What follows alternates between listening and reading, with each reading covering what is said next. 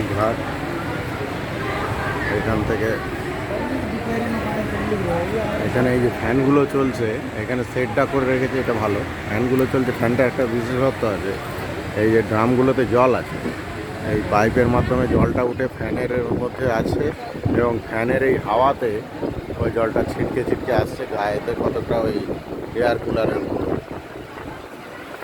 এগুলো এইসব জায়গাতে তো হিউমিড কম, যার জন্য এটা দিলে অসুবিধে নেই। এই হচ্ছে আরতির স্থানটা, আর এইটা হচ্ছে ঘাট। অনেকটাই মনে হয় জল উঠে যায়, কারণ অতখানিটা জলের মতো দেখতে পাচ্ছি, দাগ দেখতে পাচ্ছি। বর্ষাকালে ওই রকম মনে হয় জল ওঠে। আর এই দিকটা শ্মশান, এই যে ঘেরা আছে,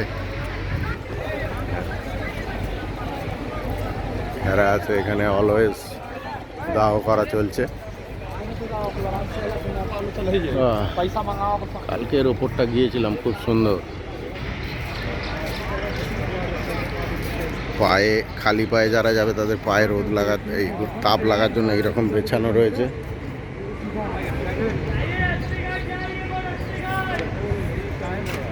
এইটা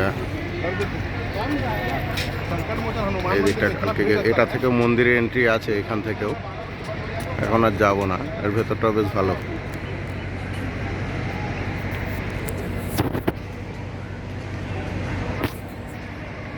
এই সেটটা খুব ভালো করেছে, নাহলে নদীর এই দিকটা আসাই যায় না, এত তাপ।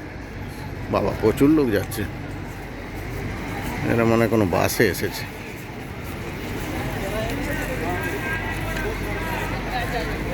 সাউথের লোক বলেই মনে হচ্ছে, মধ্যপ্রদেশও হতে পারে, কারণ কিছু লোক ফর্সা আছে, মালা পরে ঘুরছে, এরা কেমন ভালো লাগে। এই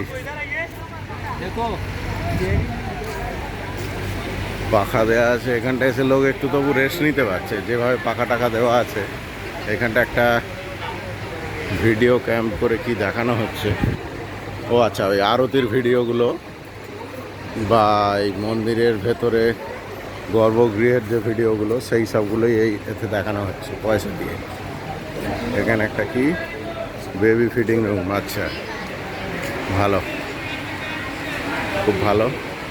এখানটাতে এই যে জল স্প্রেটা হচ্ছে, এই ড্রাম থেকে জল নিচ্ছে, জল স্প্রে হচ্ছে এই পাখা দিয়ে। এদিকটা হচ্ছে ললিতা ঘাট, এই পাশেই 10 আশ্রমের ঘাট আছে, ওইটা দিয়েই এসেছি। তবে নদীটা আর একটু বড় হলে, চওড়া হলে ভালো লাগতো আরো, বড্ড সরু, আমাদের ওখানে দামোদরের মতো।